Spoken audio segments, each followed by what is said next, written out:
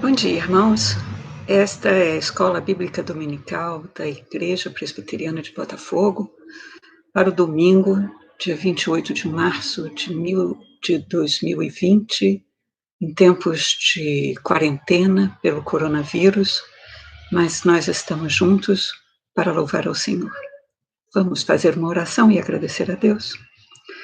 Pai amado, nós queremos te agradecer, porque o Senhor é Deus sobre todas as coisas, e o Senhor nos permite e nos dá inteligência para podermos, mesmo em tempos de quarentena, nos comunicarmos entre nós, buscarmos a harmonia contigo para te louvar. Ajuda-nos a entender a tua vontade nesse mundo tão conturbado. Ajuda-nos, Senhor, a conhecer um pouquinho mais da tua vontade nas nossas vidas. É a nossa oração que fazemos em nome de Jesus. Amém. Muito bem. Agora, então, vamos começar nossa lição fazendo uma rememorização do que aconteceu nos domingos anteriores. Nós estamos estudando, se você viu a nossa aula virtual do domingo passado, nós estamos estudando o Pentateuco, que, na verdade, é um conjunto de 5 livros escritos por Moisés, embora alguns estudiosos digam que o Gênesis é um pouco diferente dos outros 4 livros, mas essa estrutura do Gênesis, Levítico, Número, o Êxodo, me perdoe, Gênesis, Êxodo, Levítico, Números, Deuteronômio, eles formam um conjunto que, de fato, nos dão a ideia de que foi o Senhor que inspirou Moisés para o relato de toda essa história. Então, nós estamos nos dedicando ao livro de Gênesis, começamos examinando o que seria a linhagem real. Nós falamos sobre as famílias, como o Gênesis nos conecta com o início dos tempos, pelo relato da formação das famílias e por uma linhagem real. Linhagem real por quê? Porque Deus criou o homem e a mulher para terem um convívio íntimo com Deus e com a terra e com a natureza que foi criada por Deus também. Mas esse homem caiu em pecado. Mas Deus não volta atrás nas suas promessas. E Deus queria esse relacionamento e ele criou o mundo para esse relacionamento.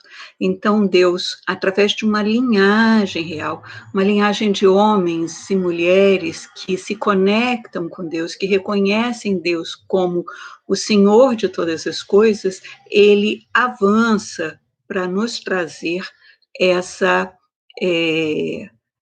para nos trazer essa boa nova, que é esse convívio com Deus bem próximo. Enfim, mesmo depois da queda de Adão e Eva, mesmo depois de Deus os ter expulsado do paraíso, do Jardim do Éden, o que Deus quer é que nós nos reconciliemos com Ele e voltemos àquele convívio pleno e amplo com Deus. E é isso que o Gênesis nos mostra. Nos mostrou o relacionamento com Deus antes da queda, no Jardim do Éden, em que o homem, sem qualquer esforço, convivia com a natureza, extraía dali o seu sustento sem qualquer esforço e, posteriormente, ele, pela queda, ele já passa a sofrer as consequências dessa desobediência, dessa ruptura com o relacionamento íntimo e saudável com Deus que existia naquele tempo do Jardim do Éden. Mas Deus é Deus. Deus não abre mão dos seus planos, Deus não nos abandona, Ele não volta atrás nas suas promessas, nem abre mão dos seus planos. E o seu plano é justamente que a gente esteja reconciliado com Ele. E por isso, através de uma linhagem de homens bons, íntegros, que reconhecem Deus como Deus, ele vai nos trazendo essa mensagem da reconciliação. O nosso tema de hoje é a bênção das nações. E nós vamos ver como é que isso acontece, como Deus cumpre o seu plano, mesmo depois do homem ter desobedecido à vontade de Deus, ter pecado e ter sido, por isso, expulso do paraíso. É no livro de Gênesis que nós encontramos duas palavras-chave para esse entendimento. Primeiro, a palavra bênção. E a segunda, que se opõe à bênção, é a palavra maldição. Bênção é a aprovação divina. Maldição é a desaprovação de Deus. Então, quando nós cumprimos a vontade de Deus, nós somos benditos. Quando nós não cumprimos a vontade de Deus, nós agimos de forma a não obter essa bênção. E aí está a maldição, que foi introduzida pela desobediência de Adão e Eva. Então, essa quebra dessa confiança por parte do homem, não da parte de Deus, mas da parte do homem, é que nos traz maldições. A primeira delas, que você já identificou no seu livro, porque nós falamos dela no domingo passado, está no Gênesis capítulo 3, e fala sobre a expulsão de Adão e Eva daquele ambiente harmonioso, completo, que chamamos de paraíso.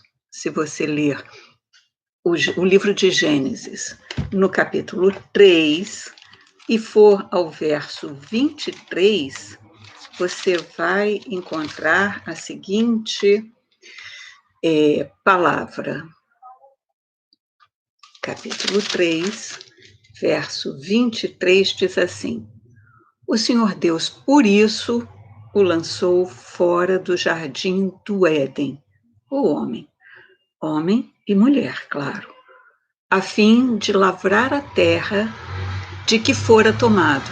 Enquanto lá no jardim do Éden a terra dava o seu fruto a Adão e Eva, após a expulsão, a maldição era que a terra não seria fértil como tinha sido até ali, e seria preciso lavrar a terra para conseguir alcançar o seu fruto. Um outro exemplo de maldição, quando Abel é assassinado por Caim. Caim, por inveja, por ódio do seu irmão, porque o sacrifício do seu irmão a Deus foi recebido e o dele não, mas nós imaginamos, porque o coração não estivesse puro, o coração de Caim não estivesse puro para esse oferecimento, as consequências são fatídicas, porque ele perde a possibilidade, Caim, que mata seu irmão, perde a possibilidade de seguir na linhagem desse relacionamento com Deus, a ponto dele pensar que qualquer um que o encontrar vai matá-lo. E aí Deus coloca uma marca no rosto de Caim, para que ele não seja morto. O afastamento de Deus, que nós vemos a partir da queda, ele traz uma corrupção do gênero humano. Ou seja, o homem já não encontra aquela pureza que ele tinha nos primórdios, quando estava no Jardim do Éden, ele perde essa pureza e se corrompe. E se corrompe a tal ponto que esquece Deus, esquece que Deus é o Criador, que é Deus que dá a vida e também a tira, e vivem num mundo sem qualquer ligação com o Criador, a ponto de Deus querer exterminar toda essa geração, e faz. Mas Deus encontra em Noé aquele que vai carregar a semente, a semente da ligação com Deus, a semente que vai trazer aquela estrutura de concordância com a vontade de Deus, de ligação com Deus. E é em Noé que a promessa de um relacionamento amplo e perfeito com Deus, ela se renova. Então, mas a corrupção do gênero humano traz consequências, e a consequência é justamente a destruição de toda uma geração. Pela história de Noé, que você já conhece, nós falamos um pouquinho também na última lição, sobre a destruição de toda uma geração.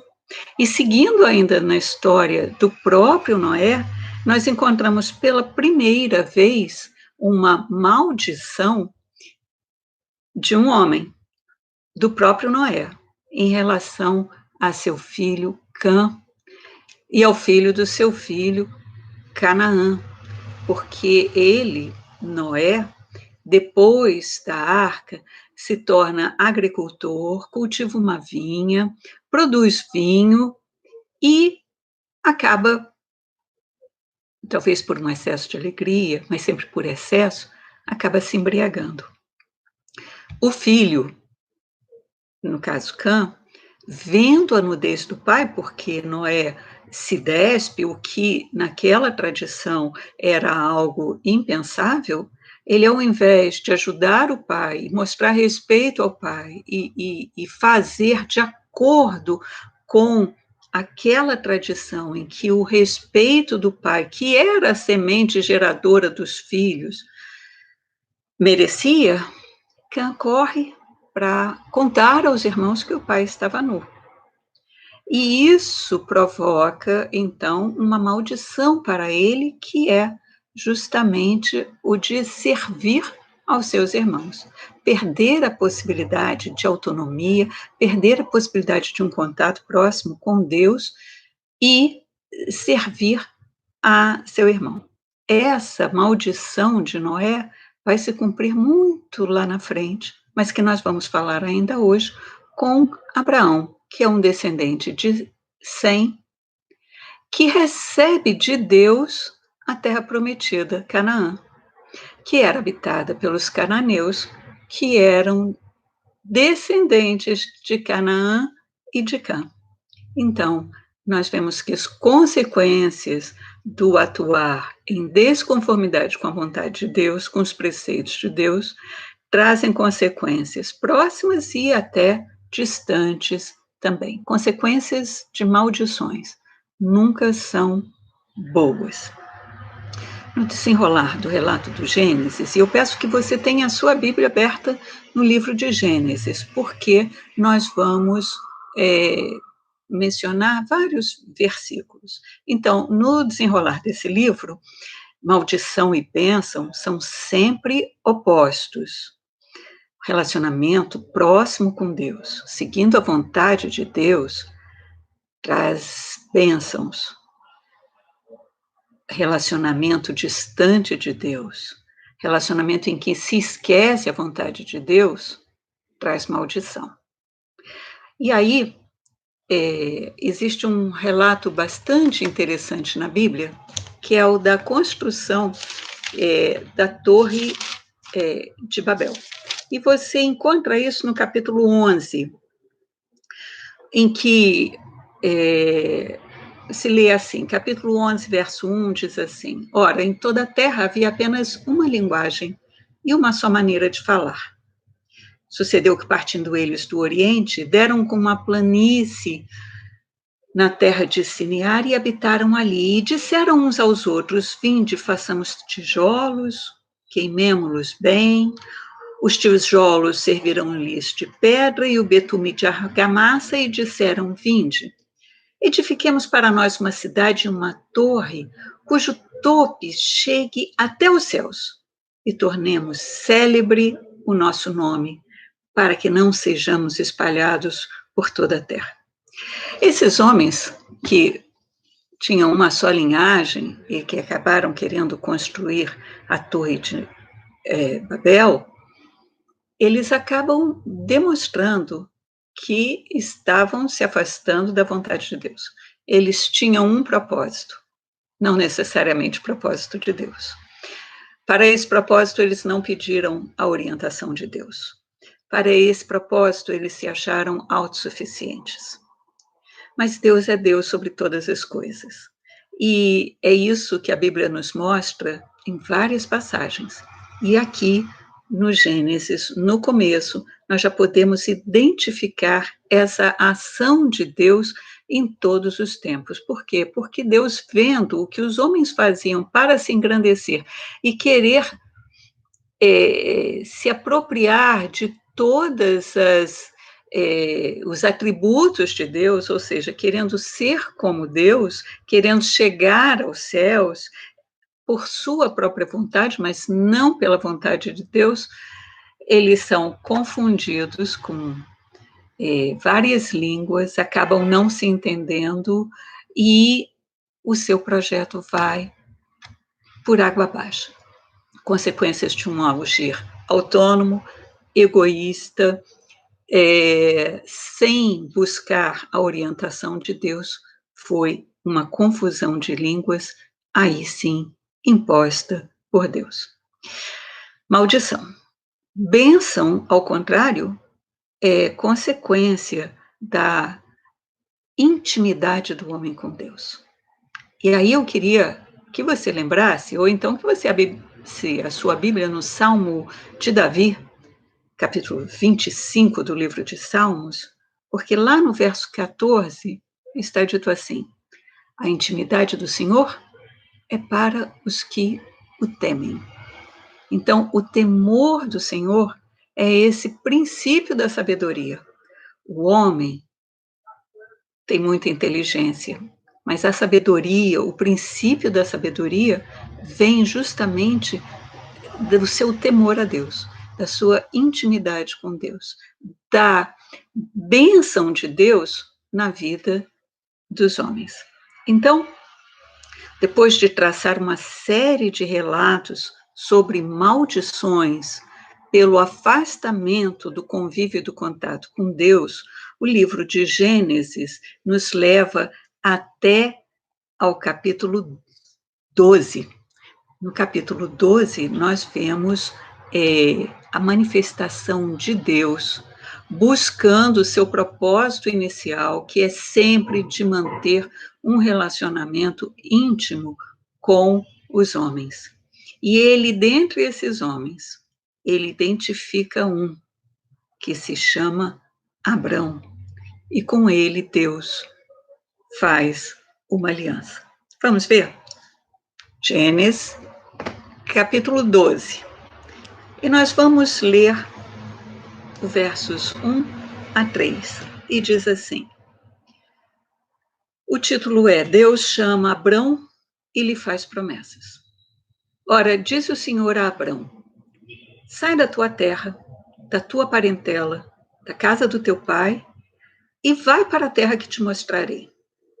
De ti farei uma grande nação, e te abençoarei, e te engrandecerei o nome. Sê tu uma bênção. Abençoarei os que te abençoarem, e amaldiçoarei os que te amaldiçoarem. Em ti serão benditas todas as famílias da terra. Veja que interessante, quando Deus criou o mundo e ali colocou Adão e Eva, ele deu a bênção e esperou que Adão e Eva cumprissem uma única determinação, de não comer da árvore do conhecimento do bem e do mal. E foi exatamente isso que Adão e Eva fizeram. Claro, com auxílio da serpente, mas se eles fossem obedientes, a serpente não conseguiria enganá-los.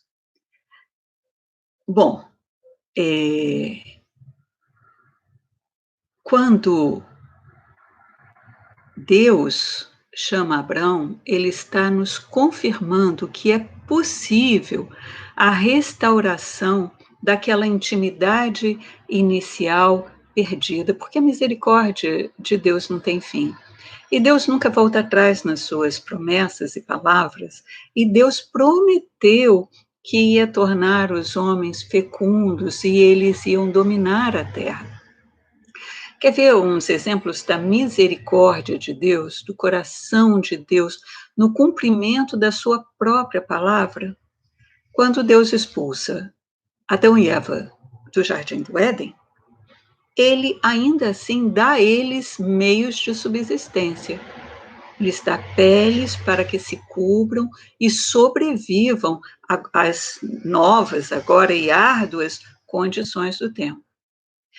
Deus é misericordioso até com Caim, que matou seu irmão, pois não permite que ele morra do mesmo modo que o irmão morreu.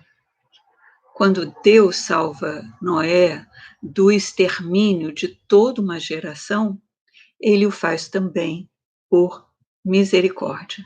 E porque Deus está sempre pronto à reconciliação. Deus espera que nós nos reconciliemos com Ele. Deus espera e Ele quer que nós recebamos as suas bênçãos. Essa é a história de Abraão. Se com Adão primeiro foi dada a bênção e depois o compromisso não cumprido, com Abraão, Deus inaugura uma nova forma de relacionamento com os homens. E nesses versículos 1 e 2 e até o 3, nós vemos uma promessa condicional. É interessante, porque é preciso que primeiro Abrão, como era o nome original de Abraão, primeiro Abrão deve obedecer ao comando de Deus. Depois ele estará apto a alcançar a bênção prometida. Nós conseguimos ver o contraste entre a maldição dos homens na construção da Torre de Babel e a bênção de Deus para Abraão. Em Babel, os homens queriam ser grandes e prósperos e se multiplicar, mas sem a obediência a Deus. Abraão, sozinho, um homem, foi obediente a Deus e por isso ganhou prosperidade e uma grande descendência. Essa é a diferença. É que às vezes exércitos inteiros não são capazes de realizar uma grande obra. E às vezes um único homem é capaz de ganhar uma bênção enorme. E através de Abraão, Deus mostra essa sua vontade de reconciliação ao dizer lá no versículo 3 do capítulo 12: em ti serão benditas todas as famílias, no sentido de todas as nações no mundo. A fidelidade de Abraão é posta à prova nesse primeiro momento, quando Deus manda que ele deixe a sua casa, deixe a sua parentela e vá para um lugar que ele vai indicar. Nós já falamos isso no domingo passado e eu até perguntei a você seria capaz de também deixar tudo que você tem e seguir no caminho que Deus está te ordenando? Será que você é capaz de ter esta fidelidade?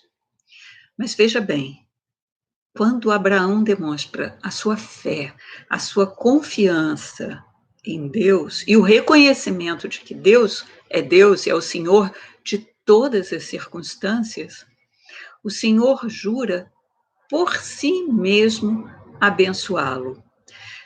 Deus jurando por si, porque Deus não pode jurar por pai, por mãe, por outra coisa que não seja Ele mesmo. E Ele, então, jura que vai continuar a abençoá-lo. E eu queria que você visse isso e as circunstâncias em que se dá essa bênção numa outra prova enorme da fidelidade de Abraão e do relacionamento íntegro, inteiro, completo que Abraão mantém com Deus.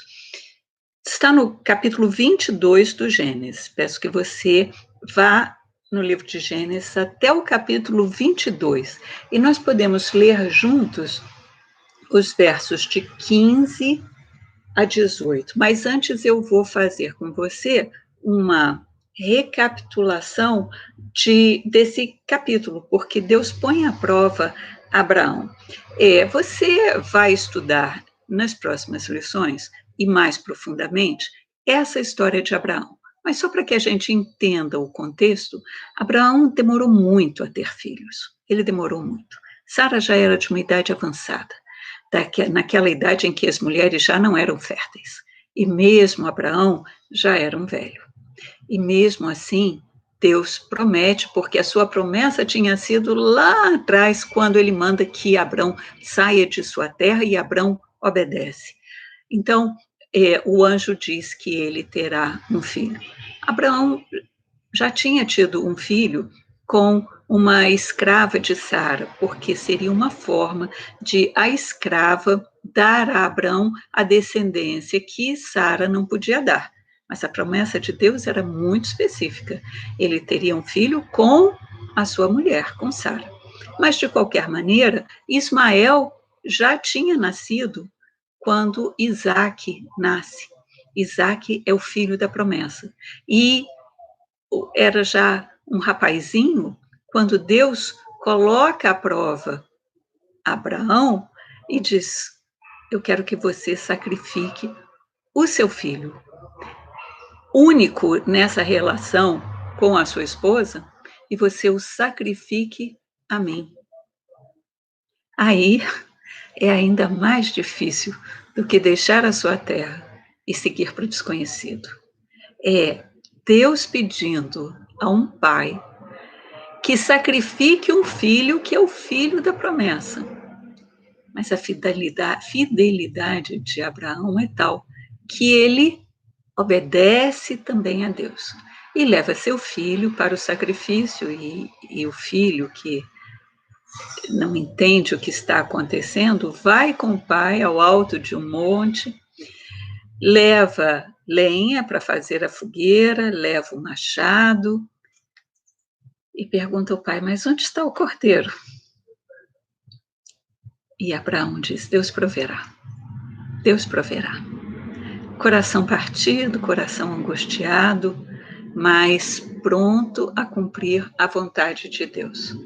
E aí, quando Abraão já estava pronto para sacrificar o seu filho, e aí você acompanha comigo o verso 15 do capítulo 22 do Gênesis.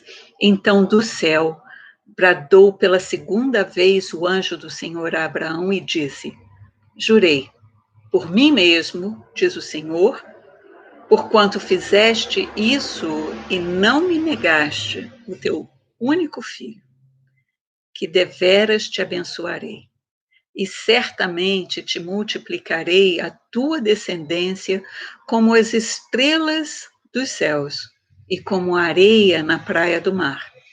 A tua descendência possuirá a cidade dos seus inimigos. Nela serão benditas todas as nações da terra, porquanto obedeceste à minha voz. Então veja que o que Deus promete, Ele cumpre. E Deus se agrada daquele que tem intimidade com Ele. Deus não se agrada dos soberbos, dos autossuficientes, daqueles que acreditam que podem tudo sem a orientação de Deus. O que essa bênção de Deus representou para Abraão e representa para nós hoje também? Representa prosperidade. E essa prosperidade, ela não é só para Abraão, mas também para todos aqueles que abençoarem Abraão. Isso acontece com Abimeleque. O rei Abimeleque firma uma aliança com Abraão, reconhecendo que Abraão é abençoado. Essa prosperidade você vai ver também em outros exemplos do próprio livro do Gênesis, na continuação das histórias, em que Jacó, que é filho de Isaac, é o filho mais novo de Isaac, mas que luta para receber o direito da bênção da primogenitura, mas tem que fugir porque o seu irmão mais velho e que teria esse direito se enfurece por ter perdido. Na verdade, ele negociou o seu direito à primogenitura. E Jacó precisa fugir e vai para uma terra distante, para uma parentela, uns parentes da sua mãe, e lá encontra o irmão de sua mãe, Labão. E você deve conhecer também a história de Jacó, que se apaixona por Raquel, e na hora do casamento, depois de ter trabalhado 7 anos para Labão e ter ajudado Labão a prosperar, Labão acaba lhe entregando a irmã mais velha, que é Lia, e Jacó, porque era apaixonado por Raquel, ainda se compromete a trabalhar mais 7 anos para conseguir o casamento com a sua amada, e nesse período em que Deus está com ele, mesmo trabalhando para o sogro, para Labão, ele consegue angariar uma grande riqueza. E Labão também se beneficia da bênção de Jacó. Veja como a bênção, ela se alastra para os que estão ao redor. Quer ver mais um exemplo de bênção que vai se estendendo? O exemplo de José. José, abençoado por Deus também, vai para o Egito, vendido pelos irmãos, e ali a bênção de Deus está com ele. E ali ele abençoa a casa de Potifar, onde ele vai trabalhar. Primeiro, a casa prospera, e depois ele vai trabalhar para o próprio faraó e vai construir para faraó silos que vão garantir a alimentação de todo o povo do Egito durante uma época muito triste de seca, de estiagem, em que toda a terra sofre. Mas a bênção de Deus, por estar com José, se expandiu para todo um grupo. Isso é prosperidade. Prosperidade não significa necessariamente muito dinheiro no bolso. Prosperidade significa ser abençoado em tudo que se faz. Quer ver uma outra consequência da bênção de Deus?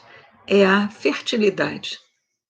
Abraão passou grande parte de sua vida sem essa perspectiva de ter filhos gerados de sua mulher. E, no entanto, Deus lhe deu a fertilidade e expandiu essa fertilidade de um modo extremo. Veja que quando a gente fala em semente, que tem relação com sêmen, nós falamos da reprodução de uma espécie. Uma árvore que produz semente, e essa semente cai ao chão, ela vai se reproduzir e ela vai se espalhar. Uma semente que vai reproduzir em várias sementes, e de uma árvore, de uma raiz, nós conseguimos encontrar uma floresta inteira. É assim a fertilidade que Deus promete a Abraão.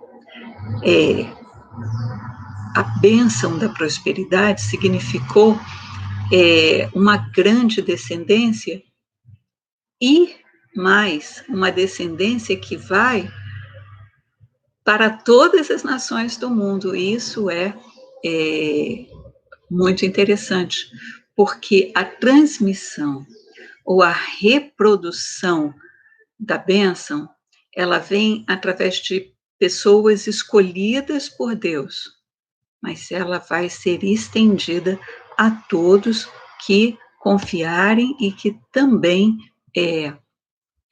seguirem esse alinhamento essa convivência, essa intimidade, esse temor a Deus, o reconhecimento de que Deus é Deus. A bênção de Abraão se renovou com Isaac, por obediência a Deus. Você vai ver um capítulo inteiro, capítulo 26 do livro de Gênesis, está dedicado a Isaac. E eu vou só destacar com você, Gênesis capítulo 26, o verso 12. Veja só. Semeou Isaac naquela terra, e no mesmo ano recolheu 100 por 1, porque o Senhor o abençoava. Prosperidade. Olhe só o verso 24. Diz assim: na mesma noite lhe apareceu o Senhor e disse: eu sou o Deus de Abraão, teu pai. Não temas, porque eu sou contigo. Abençoar-te-ei e multiplicarei a tua descendência por amor de Abraão, meu servo. A semente reproduzindo a árvore que era Abraão, e a bênção se propaga também na semente. E o verso 29 do mesmo capítulo 26 diz assim: jura que nos não fará mal. Isso é uma aliança que Isaac faz com Abimeleque e diz assim: jura que não nos fará mal, como também não te havemos tocado, como te fizemos somente o bem e te deixamos ir em paz. Tu és agora o abençoado do Senhor. Abimeleque, reconhecendo que Isaac era abençoado e firmando com ele a aliança para que ele também fosse abençoado. Ou seja, mesmo outros povos, reconhecendo que Deus é Deus, Senhor de todos os povos e de todas as coisas. Bom, mas Jacó, que é o filho mais novo de Isaac, mantém o mesmo relacionamento com Deus, do reconhecimento dessa soberania de Deus sobre todas as coisas. E por ele, a bênção de Deus é transmitida nessa que chamamos uma linhagem real do relacionamento íntegro, íntimo e obediente ao Senhor. Vamos sair um pouquinho de Gênesis e vamos lá naquele Salmo 25, que eu já mencionei o capítulo 14 com você, mas eu queria ler um pouquinho mais, uns versos anteriores ao verso 14, que diz assim: